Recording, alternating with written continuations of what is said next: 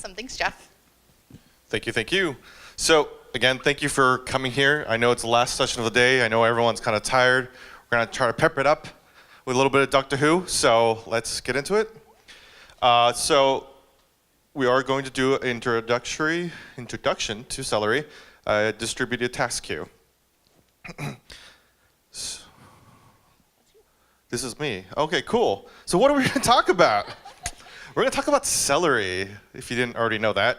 We're going to talk about what it's good for. We're going to talk about how to set it up. And we have a little bit of demos. So hopefully the demo gods are with us today and everything will go well. And we do have some resources for you at the end. So if you want to level up your Celery knowledge, you could go ahead and do that too. And also, see, the doctor has Celery too. So he's in the game. Yeah, and just a side fact, the reason why we incorporate Doctor Who is there is this character of the Doctor, and he regenerates. There's many versions of this Doctor, and the 5th version actually walked around with a piece of celery on their coat. So we were like, well, might as well. Let's bring those two worlds together. Yeah, why not? He was alert, really? That's what the celery's for. When it turned colors, it told him when he was in trouble. Oh. No. Thank you. So this is Jessica Danae Early. She's the director of part-time education at Hackbright. Woo! And then this is James Junhyuk. He is my husband. That's why we have similar last names, but he's also the developer advocate for Clover. Yay! Yay, Clover. And we actually have a YouTube show called Develop Her and Develop Him. Mind you, we haven't put anything on there for the last year, but there's good stuff though. I promise. More to come. And we also have some swag up here, stickers and pins. So at the end, if you want to come and grab some, we have those too. Yeah, and our Develop Her, Develop Him is geared towards an introductory level of person. So we do a lot of what does it mean to get into the tech industry? How do you start up working with different APIs? And it's more of that level. So in that vein, we're also doing, of course, this talk where it's an introduction to Celery. Let's get into it. Oh, yeah. Oh, yeah. So, because it's Doctor Who, we want to just show proof that, yes, we really like this. For those who enjoy Doctor Who, there's a conference down in LA, which is the largest Doctor Who conference. There's Missy, for those who would recognize her. She's awesome.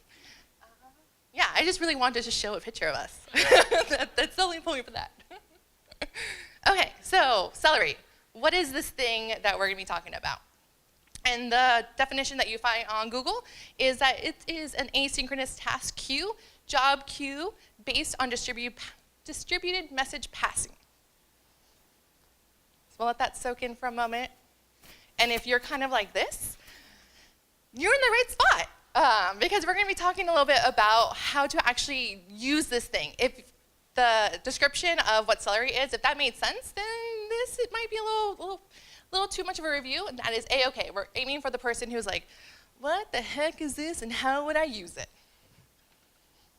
So in other words, what Celery is, it's a task queue that focuses on real-time processing while it also supports scheduled support.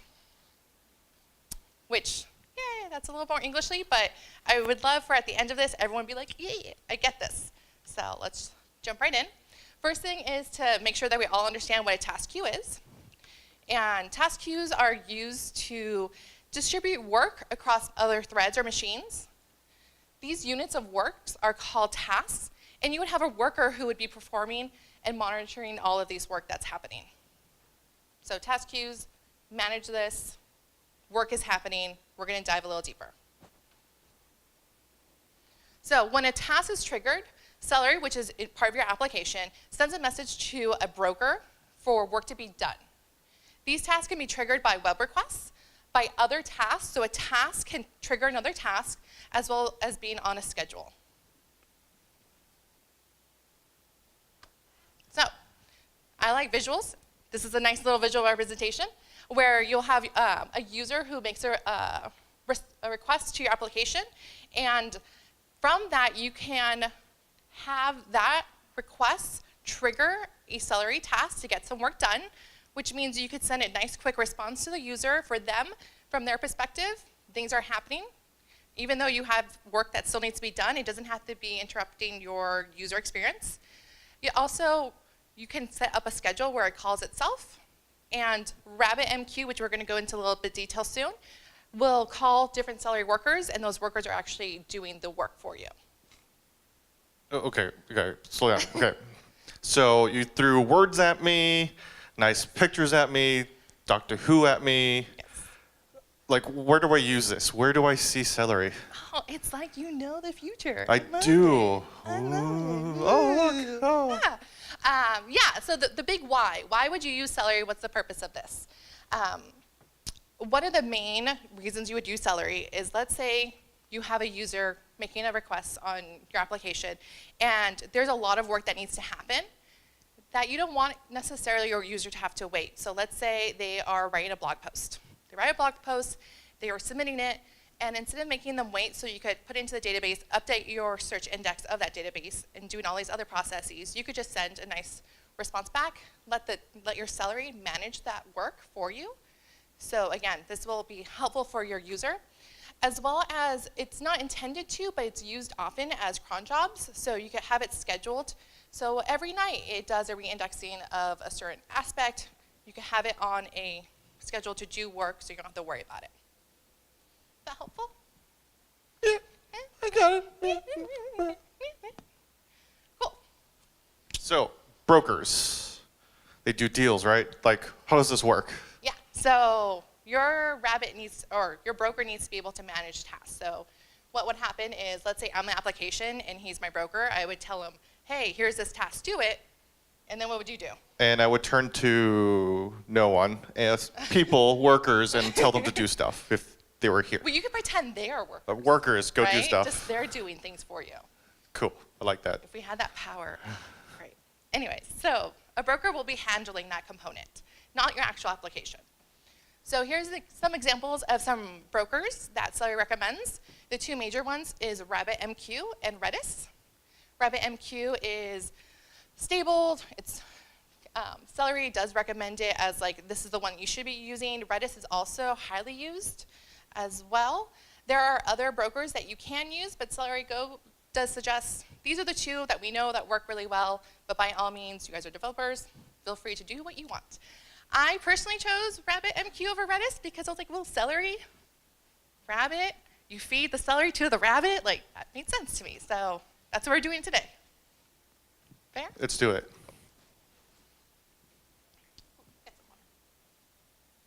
So, here are some useful links for RabbitMQ, and we're gonna show this fancy site. Ooh. Ooh, yeah. So RabbitMQ is an open source message broker. Apparently 10 years, which is really nice. Happy birthday. Yeah. Their getting started is really easy. You just download these files and just put them in the repo that you'll be working from. You can also do other ways of installing. It's fairly simple, easy, which is nice. But want to show if you're going to be using this tutorial, this type of page is the page you want to see. Okay. So, we got the rabbit now. Now we have to get the celery. So, how do you install celery? Yes. So with Celery, you just have to use pip, which is fantastic. So just pip install Celery, you get all the things that you need. So there's two things you just need is RabbitMQ and then pip installing Celery. I don't think we need to demo that because hopefully everyone has pip installed once. And if you haven't, that's okay. Talk to us after.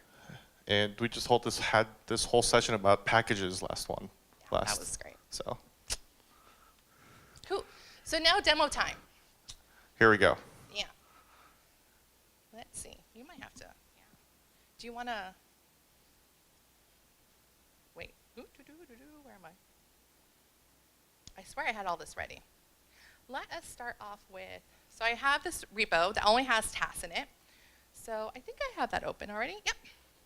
So here's my tasks.py file. From Celery, I'm importing Celery. There's some configurations that I'm doing, and that I'm going to be looking to the tasks directory. So my Celery is knowing where to actually go for its tasks. And then I use the app operator to assign a task. This one is a really simple one, super complex. It's an add function. So it's just adding two numbers together, and it's going to return the sum of that value. Is there any questions on this code. It's just a function with a decorator. That way Celery knows. Cool. I'm sorry? So what's happening here is you're making an instance of, oh, thanks, let me hold that. Yeah. You're making an instance of Celery, and what's gonna happen is it's gonna just call this function of add, and we're gonna just return a sum. So, excuse me? This is the task. So this is I'm gonna tell him to do a task, and then he's gonna get the worker. The worker is gonna do this one little simple function.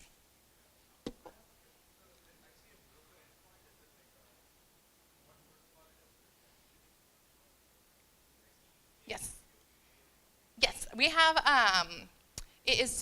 so with a broker, you could connect it to a database, and using Celery will make a database for you. So you could save all of your task information.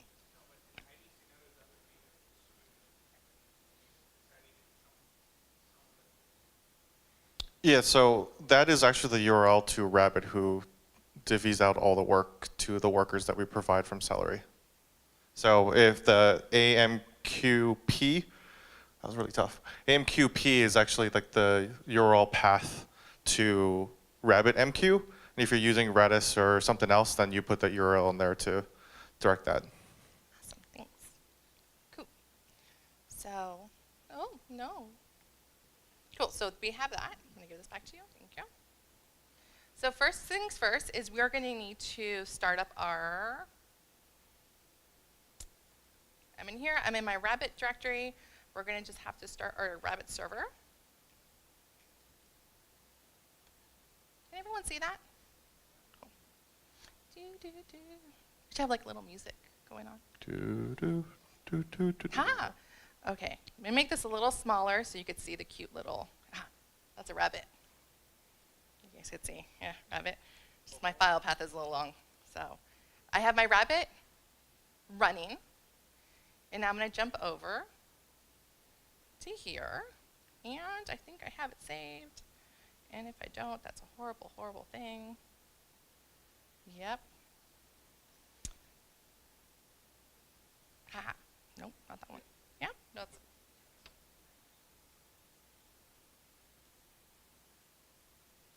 Right? Live demoing. Oh, embarrassing.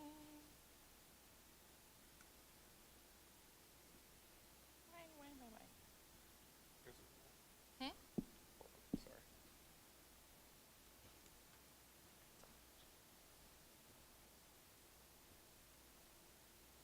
It's on. It might be on the other one.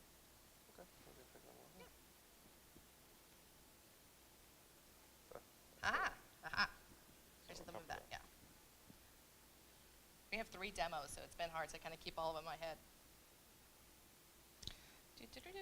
So we're going to run Celery, -A, and then task worker. Thank you. So now my Celery is up and going. Here it is. So we have Rabbit on one side.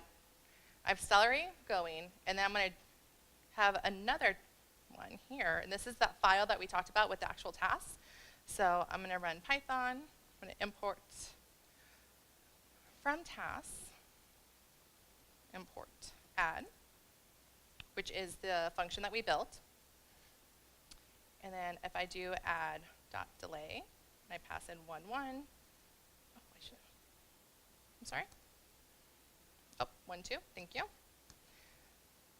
It's doing one action. I'm just setting one task, and I just want to jump over to Celery, so you guys could see that Celery has been added, and it's doing the work. And here it is, 3.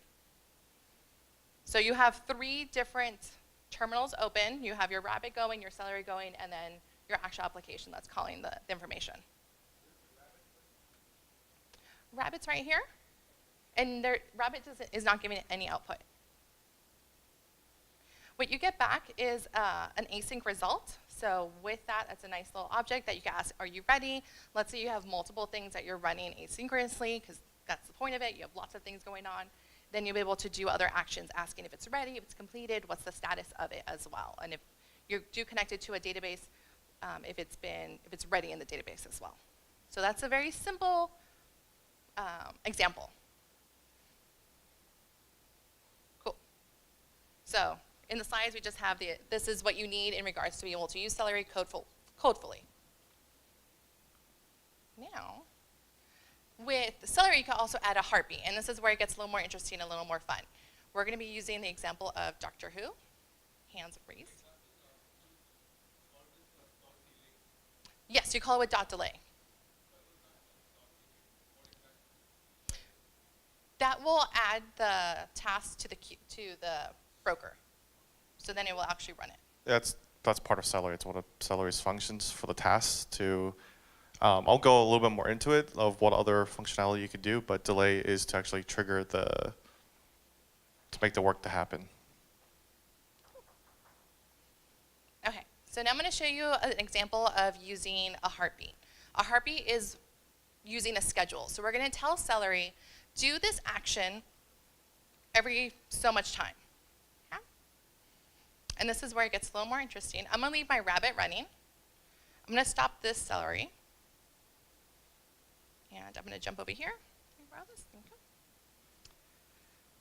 going to open up this other task file and just read quickly what is going on. So again, I'm still importing from celery tasks. I am using a lambda to add a suffix, so I'll explain what that is when we get there. Again, we're going to use the the decorator of tasks, and this function is going to be called fave doctor. So for those who are not familiar with Doctor Who, generally whenever you're watching the show, this character regenerates several times. And so it's the same character, but played by different actors. And every time you have a new person or a new doctor, you're kind of like, I don't know if I really like this doctor. This is my favorite, the current one, because you know this doctor. And then over time, you start to get to know the new doctor, and you're like, oh my gosh, no, I really love this doctor instead. So some of the Doctor Who fans, I'm seeing a little bit of nodding of like, yeah. So I'm mimicking that action of you're watching something, and as it's going on, you're like, oh, this is something I really love. So I have just a really simple file that I am opening, and I'm going to be reading the file, and I'm going to be printing out something. I know most of you guys could read all this, so please act surprised when I run it. And then I'll be iterating over the rest of the file to be displaying something else, and then I'll be writing to this file.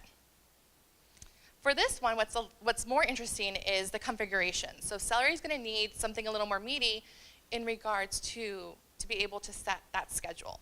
So there's a celery beat scheduler, and it's a dictionary that you give it a name, and so I thought doctor every 10 seconds is a fine name.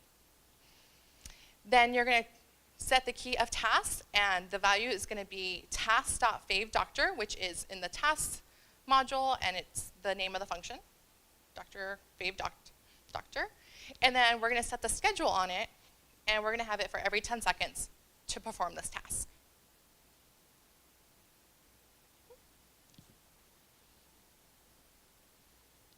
Go back here.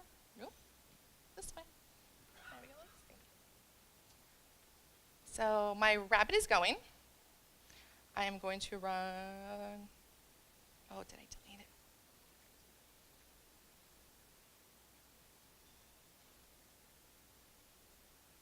Wait, and I just need to change this to tasks. Cool. Oh, well, if I was in my environment, that would be helpful, right?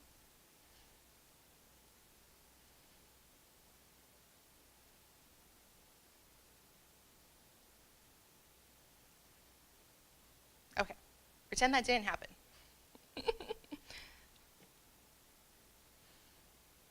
Pretend that didn't happen. How about that?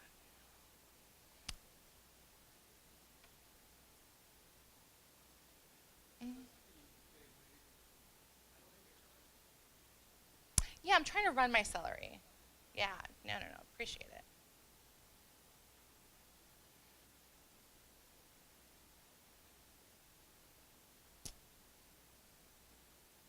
No. That darn demo god. I know, and I was so prepared too. Okay, how about this? How about if you guys want to, I will promise I will show you this. We have another demo, so I can always sneak in the back and just make sure I have it written right. No, I have it right on there. Cool. So we'll come back to the heartbeat demo. So I have like a maze demo. So I need to build some imagery for this. So talking about Doctor Who, there's many, many journeys and many, many things that he does. So he goes on these chases, he gets chased by monsters, and sometimes he falls into these situations where he has to get out and escape.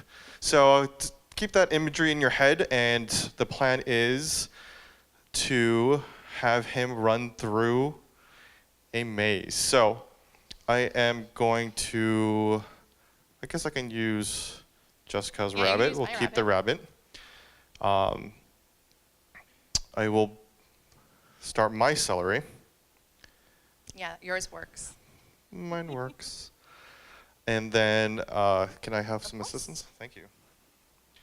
Okay, so from here, I will create this maze that's the doctor and maybe some monsters are going to run through. So create maze, import, create maze, and I need to pull in my celery, which is called my celery, as you can see. From there, I am going to, what did I want? No, actually, I have this.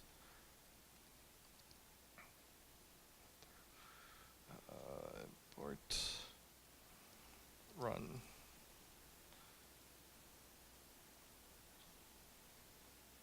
Oh, no, not run through, run them. Oh, Oh. oh.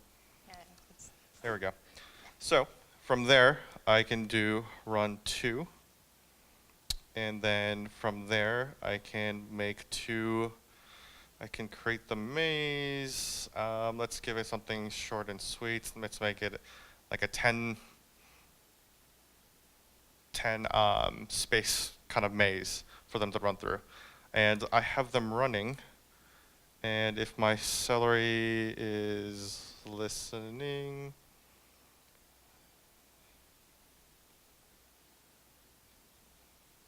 boop, boop.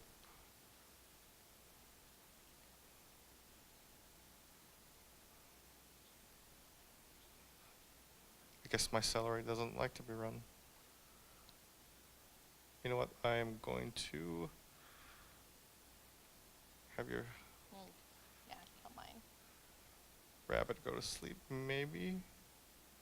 Cool. So the funny thing is, literally like 2 sessions earlier, we ran through all of this and we were totally ready. And we're like, cool. So the session before, we're like, we could watch this. This is great. We're gonna be fine. Yeah. And your rabbit, the rabbit is already running, so I'm just gonna pull my computer real quick. Sure. Live demos.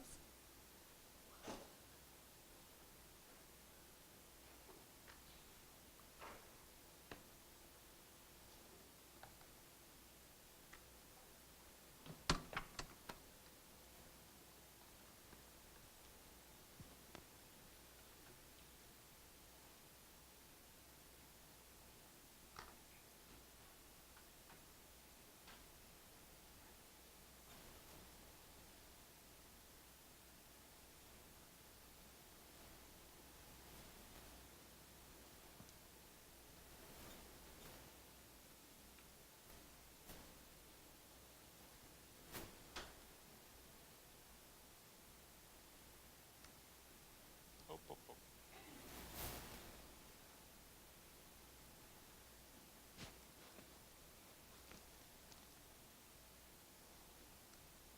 Nice.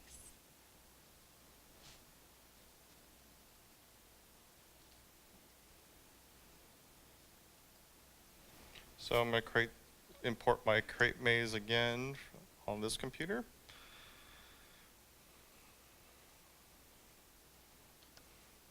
And then I'm also going to pull in, what was that run?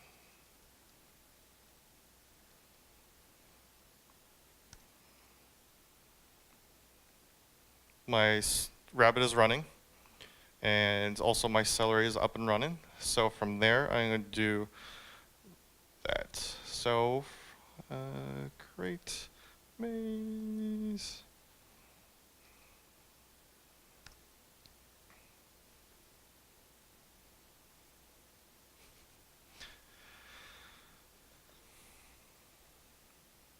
like all great demos, it doesn't work when you need it to. So instead, let me kind of break it down. So I have my magical editor here. So my function, as you can see, I am doing run to, and I'm using the dot delay that we kind of talked about that Celery has. So within my Celery, the task is to go through maze go. So that's what it's being called, and I will show what maze go has. So my idea was I would create this maze of doors, pretty much, true and falses. They can either go left or they can go right. Here is where I'm creating my maze. And in my head, as they go through, if they hit a dead end, they would immediately teleported to the very front again and immediately wipe their memory, so they don't know what they chose. So they're going through this maze randomly going, okay, I'm just going to choose one way or another and just running through. So with that, they're going through the maze, they're trying very hard, and when they're actually running through, I put it in an asynchronous call to actually go through the maze. And if my magical thing was working, we would actually see something working. But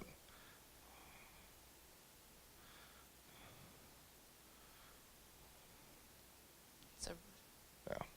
Anyway, so I try to get it working again. But some things we can do while they are going through the maze is, as you can see, the asynchronous task that Jessica was talking about earlier, I capture that into a variable, and I can actually call other things to it. So what I did here was call ready, and that would tell me a true or false statement going like, hey, I am done going through this task, I am finished, and you could get the details or the results from it. And that's what Jessica was talking about. If you want to keep the results and things like that, you can take that, actually store it into a database so you know things are done or things have happened. So the idea is they would continuously run through this maze until they actually get to the finish line. And once they have gone through the finish line, I can get that result, and the result I wanted to get was how long it took them to actually go through. So if you can see here, I'm just keeping a track of number of tries of them running through the maze. And yeah, so yeah, go ahead.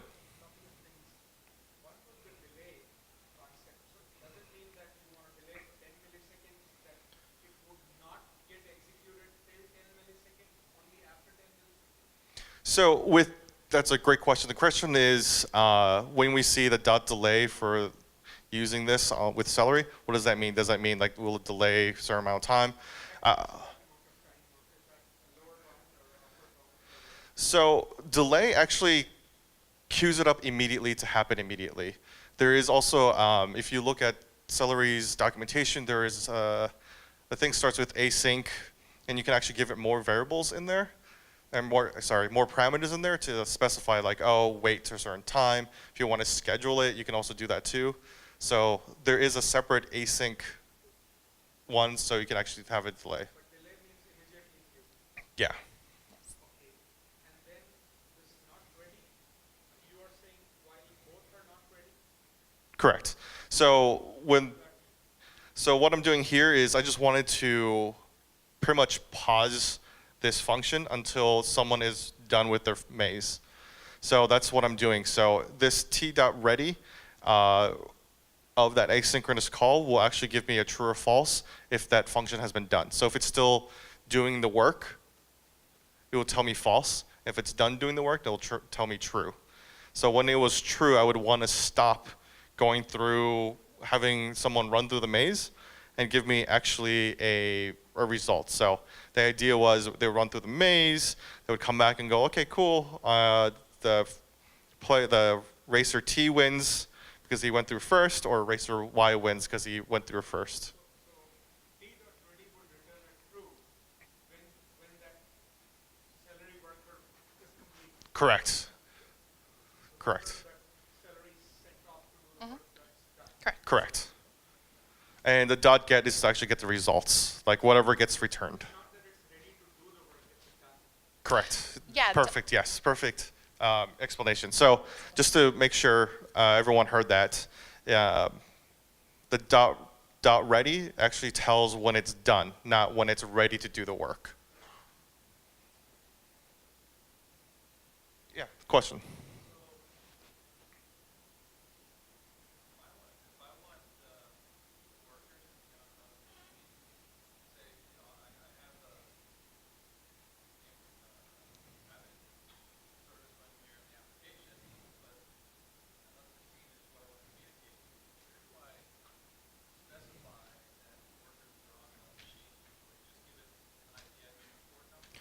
So the workers actually live on where Celery is. So wherever you're running Celery, it does that. The Rabbit is actually just a broker to tell when things should run in, right? Yeah, yeah, definitely. So wherever you're running your Celery, so when you do, if you're manually running it, if you're calling it, and with the heartbeat, it calls itself. Let's say you have a web request and you could call that function, it will trigger the Celery.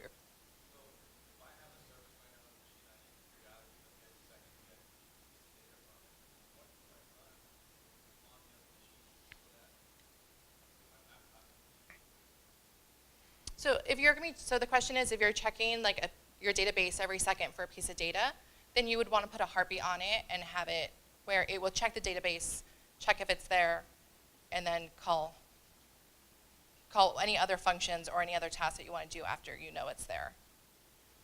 And that would be its own. If you're checking, you can accelerate straight to your database. If you're just checking a database, so Essentially, everything could live its own machine if you wanted to. It's just a matter of making sure, at least communication-wise, you know how to do that portion.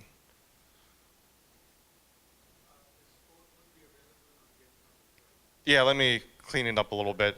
It will be there. And our introductory video on Celery with Jessica's code for the heartbeat and stuff like that is actually it already worked. online, and it worked. Yeah, we'll share it to everyone. Yes, definitely. Do you want to go back to the slide? Yeah, we can go back to the slides.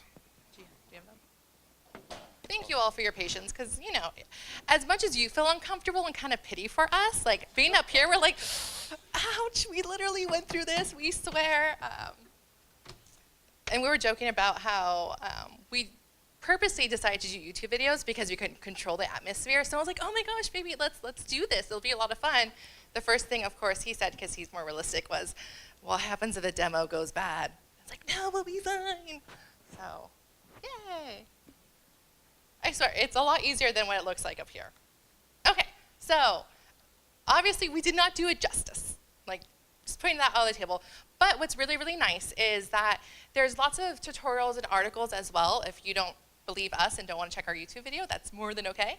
But Full Stack Python has this whole section on Celery, as well as it has several tutorials. What's really nice is those tutorials also show them being connected to different frameworks. So if you're using Django, it has its own library that is specified for that. Flask doesn't need it, which is really nice.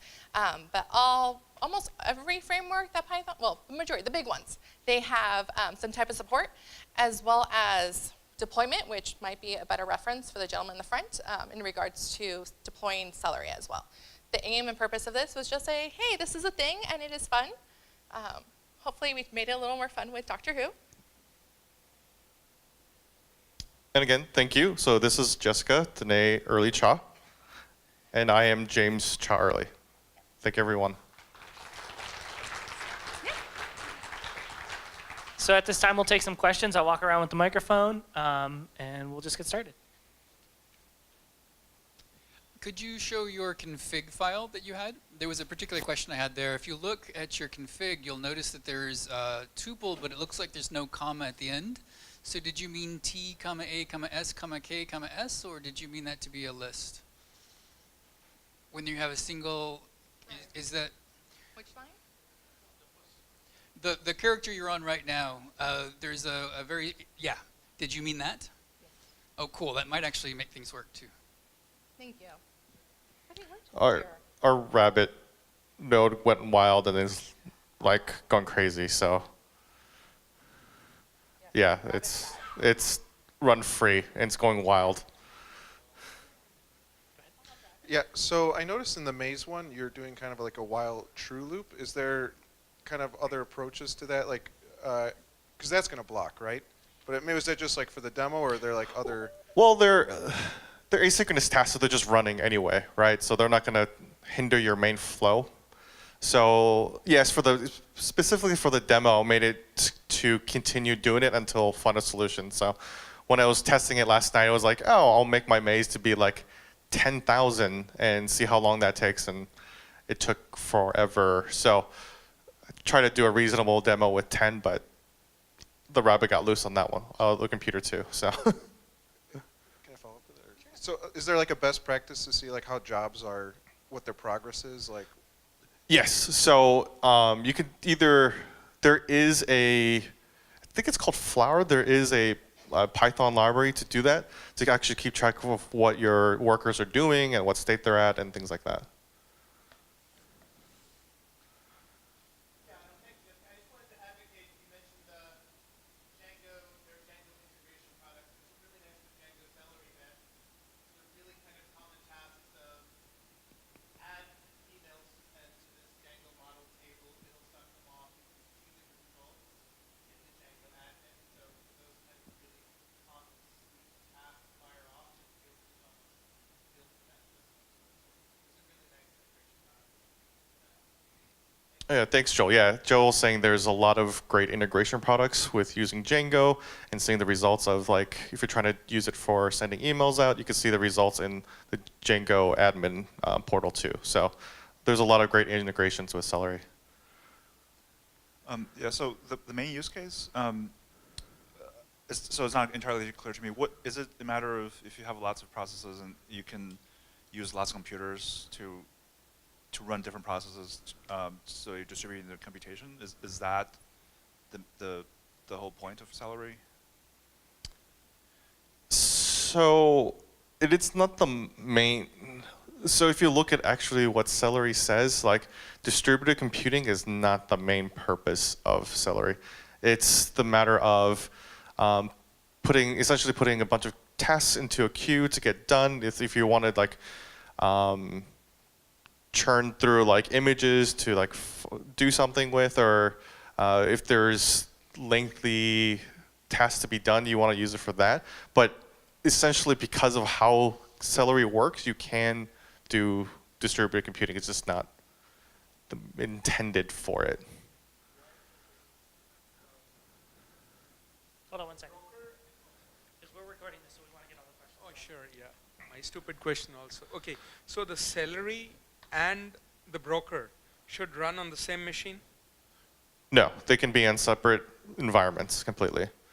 Separate environments means they could be on two disparate machines, one in India, one here? Is that what you're saying? Essentially, yeah. Like when Jessica was going through the list of like potential brokers, like AWS is not meant to like run on your local computer. It's a Sure. web service. So you can connect to it by saying where that broker lives. Okay, and then we talked about the broker and the Celery can be on different machines. What about the worker threads? They can also, or they? That I'm not too familiar with, actually. This is a great question. And No, I'm yeah. just trying to understand because you said Celery invokes the worker threads to do the work, right? Correct. It'll tell them to do the work. Yeah, So that would be where do they run? Where- yeah, they would run wherever your Celery is at. Okay, they will run on the Celery machine then. Yes, all Rabbit's doing is just handling the messaging in the queue. Okay. And Celery is reading from the queue and Yeah. and And then spawning them off. And Okay. spawning, yes. Thank you. Yeah, thanks. Can this be used if you have multiple queues?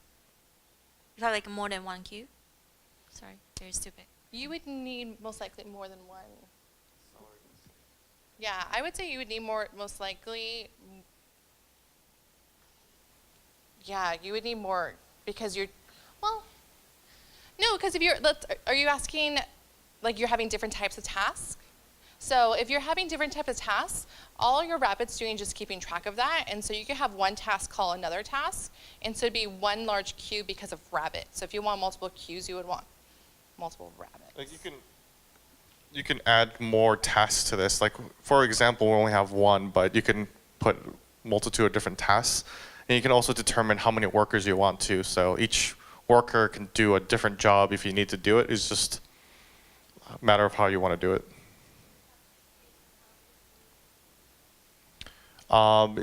Is there a particular reason why you would want more than one queue? I mean, I guess that's the biggest question. Like maybe you just make a bigger queue to do more things at once and have more workers.